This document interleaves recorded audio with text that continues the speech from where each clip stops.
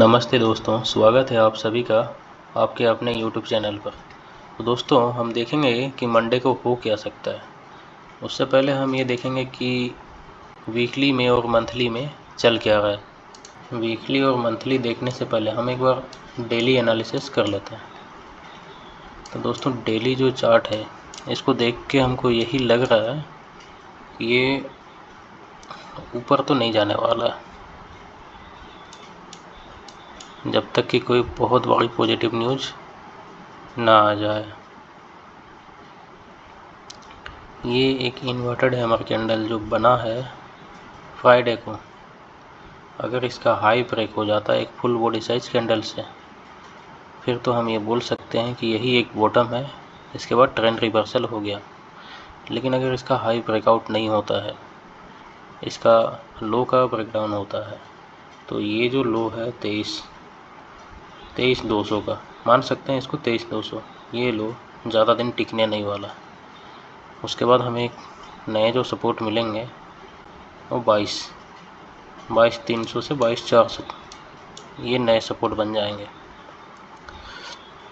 लेकिन वो भी काफ़ी दूर है, हमें देखना है कि कल क्या होगा। तो कल के लिए हमारा ट्रेडिंग प्लान जो है कि वो कुछ नेगेटिव ही है। अगर हम प्राइस एक्शन देखें तो इसमें कोई क्लियरिटी नहीं है कि ये नेगेटिव है कि पॉजिटिव है। लेकिन अगर हम फंडामेंटल्स को देखें तो हमें वहाँ पर बहुत भारी नेगेटिव दिखाई दे रहा है। हमारा रुपये बहुत ज़्यादा डाउनफॉल में है।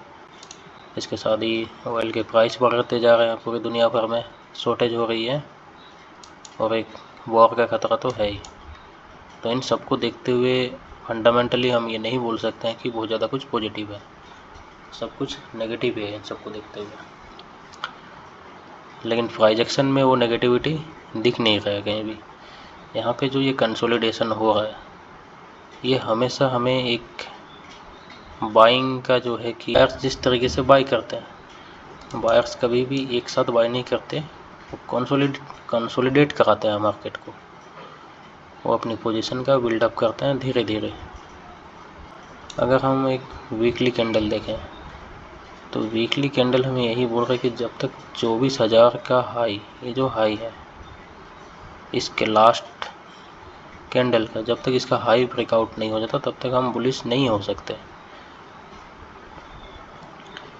ये जो है कि 24,000 और लो जो है कि 23,250, इसके बीच में जब तक मार्केट है तब तक हम किसी भी तरीके से मतलब बाइंग का प्लानिंग नहीं कर सकते। कोई भी ऑप्शन बायर को इस बीच में फ़ायदा होगा ही नहीं।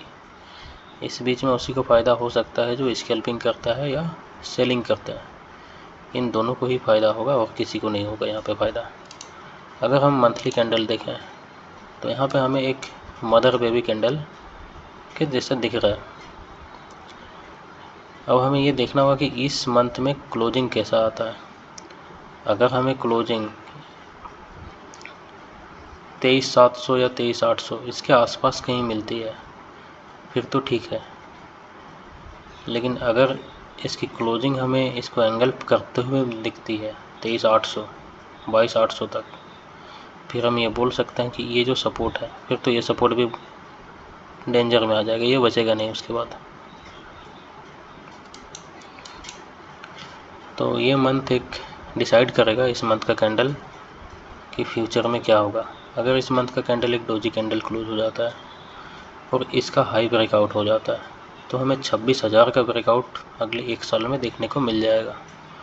लेकिन अगर इसका लो का ब्रेकडाउन होगा तो फिर हमें 18,000 का 15,000 भी देखने को मिल सकता है, कोई बड़ी बात नहीं है उसके बाद। लेकिन अगर हम 3 मंथ का कैंडल देखें तो 3 मंथ के कैंडल में हमें क्लियर दिख रहा है कि बहुत बड़ी रेड कैंडल बनी, 3 महीने में 14% का गिरावट आया। उसके बाद एक छोटी कैंडल बन रही है, इसको हम मदर बेबी कैंडल बोल सकते हैं, और बहुत ज़्यादा चांस है कि इसका ब्रेकडाउन हो जाएगा, क्योंकि ज़्यादातर टाइम ऐसे ही होता है। हम अपने प्रीवियस जो पैटर्न्स हैं, प्रीवियस ट्रेंड के रिपीटेशन पे ही काम करते हैं। जो पहले हो चुका है वो होने की संभावना आगे भी है। तो अगर हम एक बिगर चार्ट को देखें, बिगर टाइम फ्रेम को देखें, तो इसको देख के हमें यही लग रहा है कि पॉजिटिव तो नहीं है लॉन्ग टर्म में अभी के लिए। लेकिन अगर हम 1 मंथ को देखें, इसको देख के हमें थोड़ी सी पॉजिटिविटी लग रही है, क्योंकि एक मदर बेबी कैंडल यहाँ पे बन रहा है। और इस टाइप के कैंडल्स बनने के बाद अमूमन होता ये है कि ये ऊपर की ओर निकल जाता है ज़्यादातर। लेकिन वहीं अगर हम एक वीकली कैंडल को देखें, तो इसमें हमें एक पॉजिटिविटी नज़र आ रही है।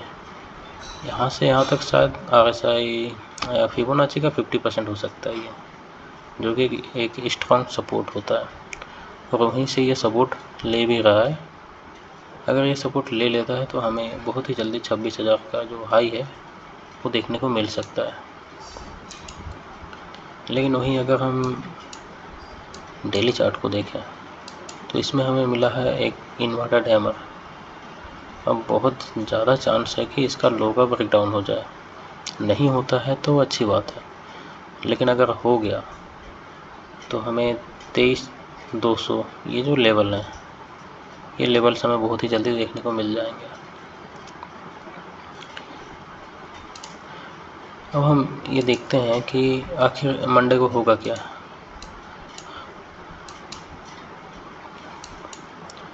मंडे को अगर इस चार्ट को देखें, तो ये हमें एक साइडवेज टेरिटरी में दिख रहा है। ये सपोर्ट रेजिस्टेंस को ट्रेड करते हुए हमें मिल रहा है 23,850 और 23,350।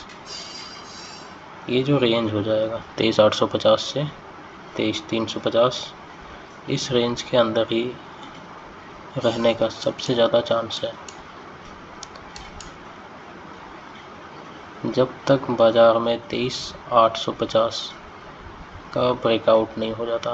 ब्रेकआउट मीन्स 2 घंटे की हमें कोई क्लोजिंग चाहिए, हमें ये तय करने के लिए कि हाँ अब ट्रेंड बदल चुका है। अगर 2 घंटे का कोई क्लोजिंग मिल जाता है हमें फुल बॉडी साइज, फिर हम ये मान सकते हैं कि मार्केट में रिवर्सल आ गया है। लेकिन अगर ऐसा नहीं होता है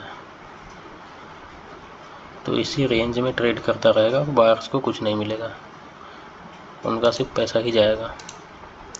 छोटे टाइम फ्रेम पे हम देखते हैं कि कल क्या होगा। कल के लिए मैं पॉजिटिव नहीं हूँ, क्योंकि हमें एक पॉजिटिव क्लोजिंग तो मिली है। लास्ट के जो 3 बजे के बाद एक हमें एक मोमेंटम जो आया वो पॉजिटिव ही है। इस क्लोजिंग को हम पॉजिटिव बोल सकते हैं। लेकिन पूरे दिन भर में अगर देखें तो पूरा दिन वो एक नेगेटिव रहा।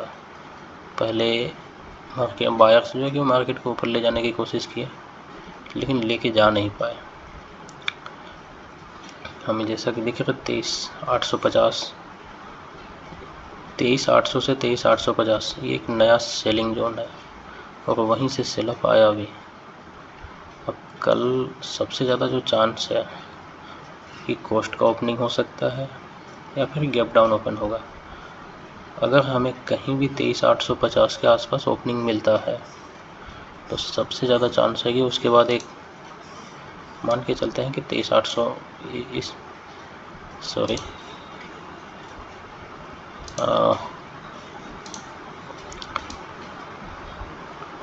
हमें कहीं इसके आसपास ओपनिंग मिल जाती है। सकता है ओपनिंग हुआ, इस टाइप का कोई शार्प रिवर्सल आएगा, उसके बाद अगेन ऊपर जा सकता है, फिर हो सकता है कि नीचे। अगर तो इसका गैप अप ओपन होता है तो बहुत कम चांस है कि इस लो का ब्रेकडाउन हो, इसी रेंज में फंस के रह जाएगा और इससे भी बायर्स को कुछ भी नहीं मिलेगा। जो भी मिलना होगा वो सेलर्स को ही मिलेगा। परसों जो है कि ये है एक्सपायरी है, तो मैं यही कहूँगा बायर्स को कि अभी बच के चलें, कोई भी इस टाइप के रैंडम ट्रेड ना करें। रैंडम ट्रेडिंग जो है कि बायर्स को मार देगी। आप अगर ऑप्शन बाइंग करते हैं तो महीने में 4 से 5 ही अच्छे ट्रेड मिलेंगे और कुछ नहीं मिलेगा। अगर आप एक ऑप्शन बायर हैं, डेली ट्रेडिंग करते हैं, तो आप ये मान के चलिए कि आपको नुकसान नहीं होगा, इससे कोई फ़ायदा होगा नहीं। आप खुद से सोचिएगा कि डेली अगर आप ऑप्शन बाइंग करते हैं तो आप आज तक कब प्रॉफिट में, एक भी महीना अगर आपने प्रॉफिट में क्लोज किया होगा तो मुझे प्लीज़ बताइएगा, क्योंकि मैंने तो नहीं किया है।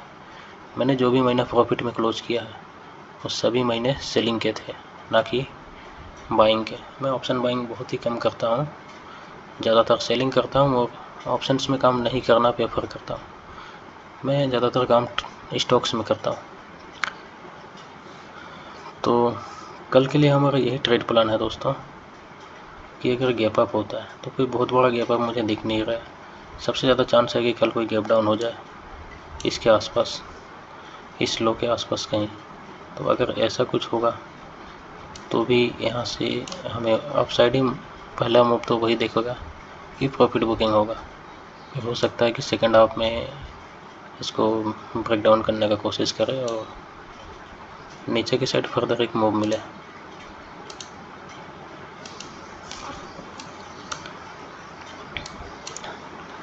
दोस्तों, ऑप्शन बाइंग करना बहुत ही ज़्यादा खतरे है। मतलब अगर आप ऑप्शन बायर है तो इतना मान के चलिए कि आपको डेली तो ट्रेड नहीं मिलेगा, और अगर आप डेली ट्रेड करते हैं ऑप्शन बाइंग में तो आप प्रॉफिटेबल तो हो नहीं सकते। भूल जाइए फिर प्रॉफिट करना। एक ऑप्शन बायर को पूरे महीने में 5 से 10 ट्रेड करने चाहिए। उससे ज़्यादा ट्रेड अगर आप करते हो एक ऑप्शन बायर हो तो डेफिनेटली आप लॉस में क्लोज करोगे, कोई शक नहीं है इसमें। ठीक है दोस्तों, मेरे पास ज़्यादा टाइम नहीं था। 2 दिन मेरा एब्सेंट इसलिए हुआ क्योंकि मैं गांव गया हुआ था, कुछ फैमिली प्रॉब्लम्स था। सो कल के लिए ज़्यादा कुछ समझाया नहीं मैंने आपको। कल के लिए ज़्यादा कुछ है भी नहीं। कोई बड़ा गैप अप दिख नहीं रहा, कोई बड़ा गैप डाउन नहीं दिख रहा। कोई पॉजिटिव न्यूज़ बड़ी आ जाएगी तो एक बड़ा गैप अप दिखेगा, कोई बहुत बड़ी नेगेटिव न्यूज़ आ जाएगी तो हमें बहुत ज़्यादा बड़ा गैप डाउन देखने को मिलेगा, और नहीं तो इसी रेंज में ही रहेगा, इसके बाहर तो नहीं जाएगा। क्योंकि इस महीने का क्लोजिंग जो है वो एक डोजी कैंडल की क्लोजिंग मुझे लगती है, और अगर एक डोजी कैंडल क्लोज कराना है तो मार्केट को साइडवेज ही रहना होगा, और मार्केट साइडवेज रहेगा भी अगर कोई बड़ी नेगेटिव न्यूज़ अगले कुछ दिनों में नहीं आती है। कल के लिए हमारे यही ट्रेड प्लान रहेंगे। हमारे पास 2 जोन्स हैं।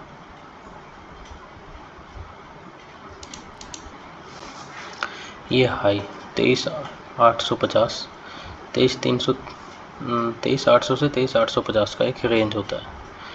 जब तक मार्केट इस रेंज को तोड़ नहीं देता तब तक ऑप्शन बाइंग में अपसाइड के लिए नहीं देखा जाएगा, और जब तक इसका लो ब्रेकडाउन नहीं हो जाता 23,600 या 23,700 भी ब्रेकडाउन हो जाता है तो यहाँ पे हमें मल्टीपल सपोर्ट देखने को मिलेगा।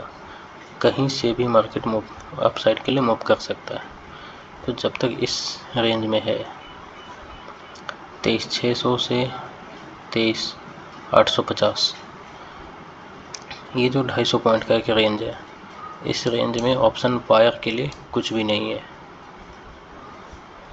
आपको मल्टीपल ट्रेड्स लेने होंगे, किसी में प्रॉफिट होगा किसी में लॉस होगा। अगर नेट टू नेट देखेंगे तो आप ब्रोकर को देने के बाद आपके पास कुछ बचेगा नहीं।